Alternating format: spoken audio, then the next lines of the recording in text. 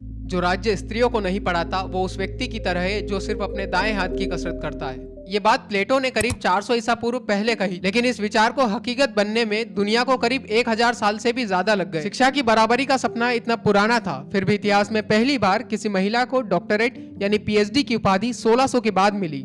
ये उपाधि इटली के वेनिस में जन्मी हेलेना ल्यूक्रेटिया को दी गई, एक ऐसी महिला जिनकी प्रतिभा इतनी विशाल थी कि लोग उन्हें वॉकिंग लाइब्रेरी कहते थे, यानी चलता फिरता पुस्तकालय। उन्होंने बचपन से ही गणित, दर्शन, खगोल विज्ञान तथा अन्य भाषाओं से अपनी शिक्षा को इस तरह सींचा जैसे मनुष्य अपनी आत्मा को सींचता है। उनके लिए ज्ञान एक विषय नहीं बल्कि एक साधना थी। हेलेना का दर्शन कहता है कि ज्ञान का उद्देश्य आत्मा और समाज को समृद्ध करना है।